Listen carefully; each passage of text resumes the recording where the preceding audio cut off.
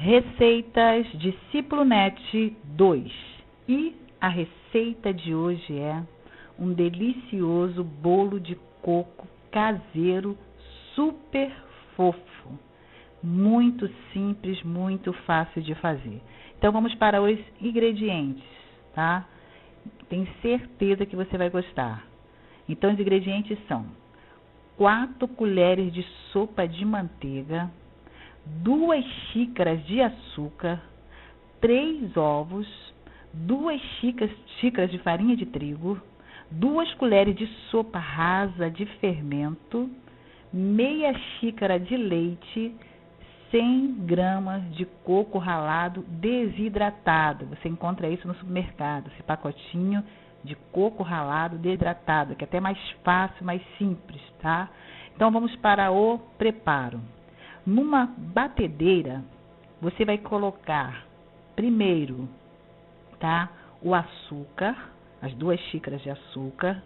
Você vai colocar a manteiga, tá bom? Você vai colocar o açúcar, a manteiga e depois você vai acrescentar os ovos, os 3 ovos. Você vai bater tudo, tá? Na batedeira.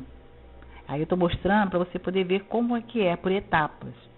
Depois, você vai acrescentar a farinha de trigo.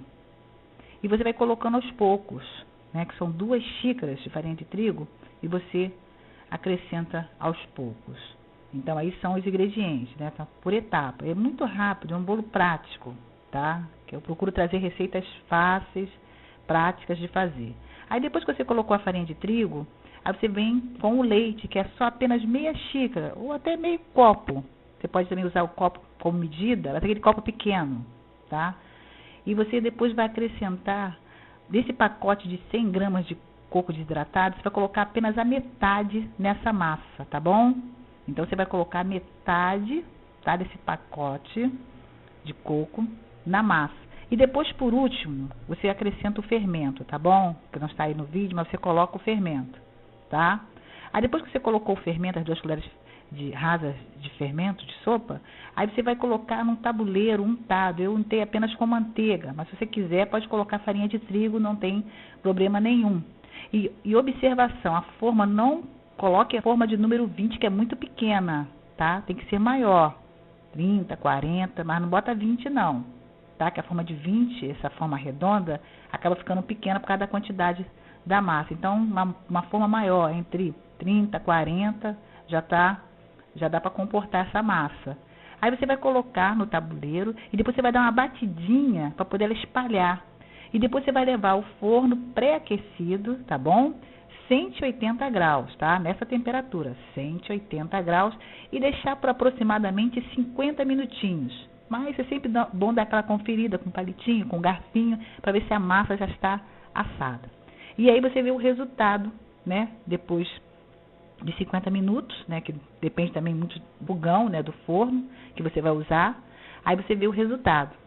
Aí você vai estar vendo agora que vai estar desenformando o bolo, e você vê como é que ele vai ficar. E ele fica super fofo mesmo, tá? Um bolo muito fofinho e gostoso. Você pode até usar o coco ralado, né, sem ser esse, né, que vem de pacotinho, pode usar também, mas eu preferi do pacotinho que é mais prático, né? Porque é tudo corrido, então você tem mais facilidade de preparar, sem ter aquela coisa de ter que ralar coco, né? Tem todo aquele trabalho. E depois, por que eu pedi para colocar só metade, né, desse coco ralado na massa? Porque a outra metade é para dar um acabamento final, que é o que vocês estão vendo aí, para fazer uma decoração, né? Mas você também pode colocar. Eu não quis molhar com leite, poderia colocar leite condensado, você pode fazer isso também. Pincelar o leite condensado por cima e depois jogar o coco ralado, tá? Também vai dar um resultado bom, abençoado também. Mas eu preferi assim, por quê? Para quando for comer o bolo, a gente sentir aquela crocância né? Porque fica aquele bolo ao mesmo tempo macio, né? E crocante também. Então, quando se coloca também assim o leite condensado, quando molha ele, perde um pouquinho essa crocância também. Então, aí você vê, ó, é muito simples e fica uma decoração bonita. Olha só o resultado, né? E isso aí, um café com um suco, um chá, uma tarde, à noite, um lanche, né, da noite também. Pela manhã, olha só como é que ele fica fofinho, olha só quando o garfo, a faca entra, olha só. Viu o resultado? E ele fica super fofo. Então, aí está essa receita de coco, né? Um bolo de coco caseiro e super fofo e simples de fazer. Muito simples de fazer. Tenho certeza, se você for fazer esse bolo, você vai acertar. Ó, e observação, coloca manteiga, não coloca manteiga gelada não, tá? E nem leite gelado quando for fazer bolo. Eu tenho até uma dica que eu coloquei no canal falando sobre isso, tá? Então, você procura colocar o leite de temperatura ambiente e a manteiga esteja um pouco assim já amolecida, tá bom? Então, está aí essa receita, espero que você tenha gostado. É uma receita fácil e simples de fazer e é econômica, você não gasta muito não, tá? Muito prática. E como o Senhor Jesus Cristo disse, que nem só de pão viverá o homem, mas de toda a palavra que sai da boca de Deus.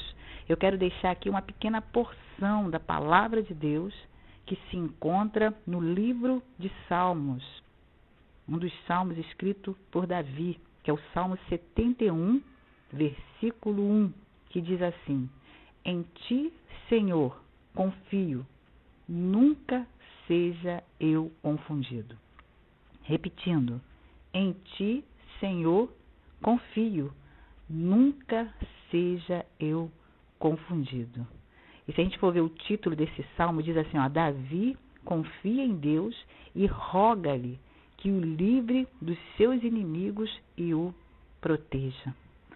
E é interessante esse versículo, porque primeiro ele declara a sua confiança. Em quem está depositada a sua confiança? Que era no Senhor. E nós vemos aqui que ele fala assim, ele pede assim, nunca seja eu confundido. Ou seja, nunca seja eu enganado. E nós estamos vivendo uns dias que são tantas coisas para querer nos confundir, para querer nos enganar. Então nós temos que estar muito, né, buscar ao Senhor, estar confiando no Senhor e pedindo a graça, assim como Davi pediu essa graça ao Senhor, de nós termos esse entendimento, de saber aquilo que realmente vai nos fazer bem, que vai nos beneficiar, tanto espiritualmente como em todas as áreas, porque nós vemos tantas coisas que estão sendo oferecidas, quantas coisas estão sendo apresentadas diante de nós, como se fossem coisas boas, como se fossem coisas agradáveis. Pessoas estão sofrendo por causa de alguém que muitas vezes fez uma declaração de que o amava, mas na realidade aquela pessoa estava mentindo. Era um teatro, uma representação, e a pessoa se deixou levar por aquele sentimento, né, achando que aquele amor realmente era algo verdadeiro. Quantas pessoas que estão sofrendo por causa de decepções amorosas? Quantas pessoas que estão sofrendo por causa de decepções com relação a amizades? Pessoas que pareciam ser confiáveis e depois viu que essa pessoa que parecia ser confiável traiu a sua confiança. Traiu a sua confiança. Então, por isso que nós temos que pedir muito a Deus, para que Deus possa estar nos dando essa graça, nos dando esse entendimento, porque só Ele conhece os corações. Quantas pessoas que muitas vezes emprestaram os seus nomes, né, para poder fazer uma determinada compra, e ali a pessoa foi e depois aquela pessoa não pagou, e essa pessoa está sofrendo a consequência de alguém que ela pensou que ela poderia confiar. Achava que ela tinha realmente palavra, né? É tão bom isso, a pessoa ter palavra, ter caráter. E nós vemos que hoje em dia são coisas que as pessoas estão egoístas. As pessoas estão pensando em si mesmo. Então, por isso que nós temos que pedir muito a Deus, para que Deus possa estar nos abençoando nos nossos relacionamentos, seja no trabalho, com a nossa família, com os filhos, né, o esposo, dando sabedoria. Porque nós vemos que há um projeto, né, para destruir as famílias. Nós vemos que é um projeto assim, do inimigo para que ele destruir, para que não haja paz nos lares. Muitas vezes a pessoa está discutindo e leva anos por causa de uma situação, mas aquilo ali é para querer tirar a paz, para querer roubar a paz. Então, por isso que nós temos que estar com nossos olhos vendo além e não deixar alimentar essas situações que a gente pensa que está nos fazendo bem e não está. Só está nos prejudicando espiritualmente, só está nos prejudicando, né, nos relacionamentos. Muitas vezes com o esposo, com a esposa, com os filhos, temos que pedir sabedoria a Deus, como educar, como orientar, né, em tudo, no trabalho, na escola, na faculdade, com a nossa vizinhança, com a nossa parentela. Então é importante que nós estejamos o quê? Pedindo a Deus essa sabedoria, né? Há um dom do Espírito Santo que Ele concede que se chama discernimento. Esse discernimento significa você saber aquilo que é bom e aquilo que é ruim. Você detectar e você dizer não para aquilo que não vai lhe fazer bem e dizer sim para aquilo que você sabe que vai ser algo que vai lhe beneficiar em todas as áreas. Então que Deus possa estar guardando o teu coração, para que você não venha ser confundido, para que você não venha ser enganada, para que você não venha ser iludido, mas para que as pessoas, para que, né, os seus relacionamentos sejam um relacionamento de pessoas que realmente você possa confiar, pessoas que venham somar na sua vida, pessoas que venham somar na sua vida, que venham ser bênção na sua vida, e que você venha ter sabedoria de Deus. Cuidado com aquilo que você fala, com as pessoas que você se relaciona, com as pessoas que você deposita a sua confiança. Vê se essas pessoas realmente são pessoas que temem a Deus, são pessoas que você realmente pode confiar, que querem realmente o teu bem.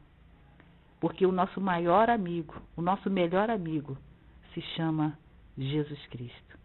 Que Deus te abençoe e te guarde. Abençoe toda a sua família, grandemente.